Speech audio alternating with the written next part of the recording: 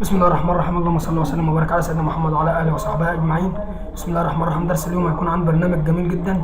البرنامج دوت بيتيح لك ان انت تحول اي صيغه مثلا اغنيه، صيغه صوره، صيغه فيديو، باي صيغه تخطر في بالك. بسم الله الرحمن الرحيم. هنروح للدرس، نخش نجيب البرنامج.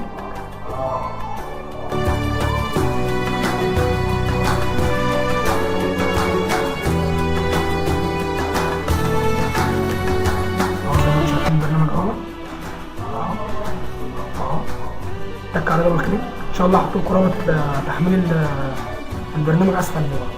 تك على دبل كليك وياس على زي ما انتم شايفين اهو. فتح لنا الصوره دي.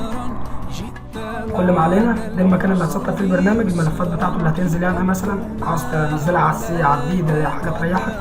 هنعمل استعراض وكمبيوتر.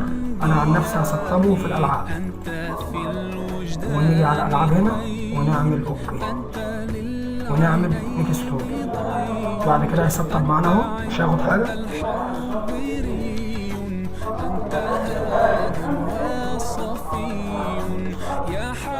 طب ينتهي التسطيب ونرجع لكم تاني.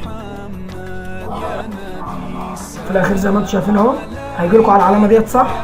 ده برنامج هو عاوز يثبته، فانت تشيل العلامه هتجيلك زي ما انت شايف كده. هتشيل العلامه من عليها وتعمل فينش على طول. زي ما انتم شايفين البرنامج فتح معانا اهو. هنروح للبرنامج. يعني مثلا على سبيل المثال لو انت عاوز تغير مقطع صوت مثلا، هتيجي هنا مثلا وتتك على كلمه صوت اهي. كل الصيغات اهي. يعني دوت MP3 لكل العدد اهو. في اللي هو دوت برضه، في اللي هو دوت، في اللي هو دوت لجميع العدد. يعني سامسونج، نوكيا، صيني، في صيغ الدنيا يعني صراحه. DVD، حاجات زي كده. فاحنا مثلا على سبيل المثال هنجرب على دي. هنتك عليها كده ونعمل اضافه ملف هنا اهي. ونيجي نختار الملف في المكتب ماي كمبيوتر، ونيجي على الهارد مثلا اهو، وهارد تاني، واغاني خالد المصري. ونيجي هنا مثلا اهو هنا، ونيجي نختار مثلا على سبيل المثال الاغنيه دي ونعمل هنا، ونيجي نتك على موافق. تمام. الاغنيه ظهرت معانا اهي. كل اللي هنعمله نتك ابدا هنا اهي. ابدا. الاغنيه بتسطب معانا، بتنضغط معانا اهي بالصيغه اللي احنا عاوزينها اللي هي MP3. يا ختام المرسلين يا حبيبي يا محمد يا نبي سلام عليك يا رسول. زي ما انتم شايفين الرساله ظهرت لنا اهي. اللي اكتملت. كل اللي هنعمله هنتك مجلد الاستخراج هنا اهو. هيفتح لنا الاغنيه نزلت فين عادي. زي ما انتم شايفين اهو. نيجي نشغلها مثلا اهو.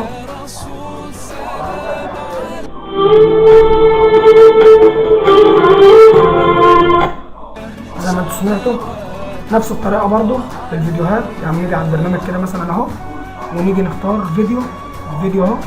نيجي نختار مثلا التشغيل كل الهواتف اللي هو اندرويد، سامسونج، نوكيا، اي حاجه، اي هاتف هنا اهو، او هاتف معين. لسه بتاعته هنا اهي. في برضو حاجات جميله يعني. بيتيح لك اي صيغه البرنامج ده. تيجي تتك على الصيغه واضافه ملف، وبعد كده اوكي بعد ما تضيف الملف، وبعد كده واستخراج مجلد الاستخراج، وتشغل الاغنيه اللي انت عملتها او الايه القرانيه اللي انت عملتها. وبكده يكون شرح اليوم بتاعنا النهارده ان شاء الله انتهى. بشوفكم دراسات قادمه ان شاء الله. ولا تنسوا زيارتنا على موقع المصري المعلومات. اتمنى زيارتكم ان شاء الله يعني.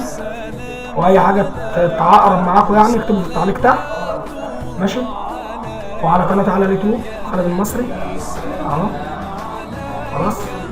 وعلى صفحتي على الفيسبوك عيون التكنولوجيا، وعلى تويتر خالد المصري برضه. واتمنى يكون الدرس عجبكم ان شاء الله. والقاكم بخير ان شاء الله، ونلتقي في دروسات قادمه. والسلام عليكم ورحمه الله وبركاته.